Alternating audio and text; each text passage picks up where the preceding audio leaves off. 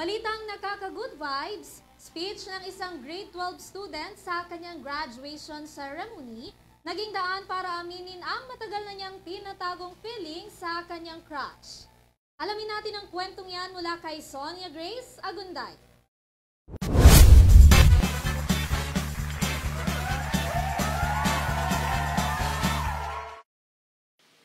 Muling nagbabalik ang mga balitang Pampa-Good Vibes. Sa mga nais munang isantabi ang stress, halina't panoorin natin ang nakaka-good vibes na video ng isang grade 12 student na nag-confess sa kanyang crush sa pamamagitan ng kanyang valedictory speech.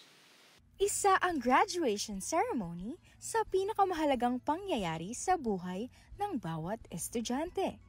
At isa na marahil sa pinaka-memorable moment ng valedictorian ng senior high school sa National Teachers College na si Eds Carol Gatpunton.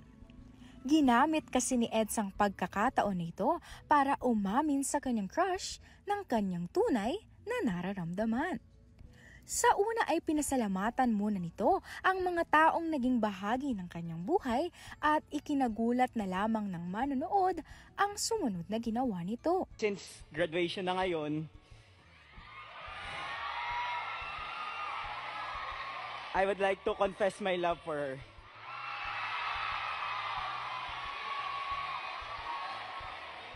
To my potassium, my vitamin K, from Yums to Miss K.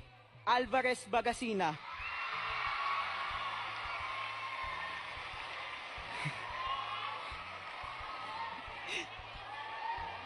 Hi.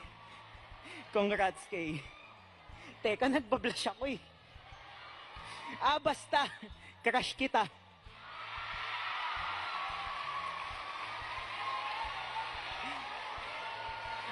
I have always admired you from afar, and I would like to take this opportunity to thank you for motivating me to be the best version of myself para sa'yo.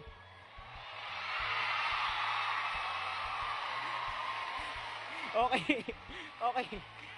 Let me cook. Agad namang kinilig ang mga manonood sa World Trade Center at labis na hinangaan ng katapangan ng binata sa pag-amin nito. Matapos ang nangyaring confession sa kanyang crush, ay nananatili sila ngayon bilang magkaibigan. At iyan ang balitang Pampa-Good Vibes. Gusto mo rin bang magbahagi ng mga feel-goods na balita? I-message mo lamang ang aming official Facebook account, Your TV News. Ako si Sonia Grace Agunday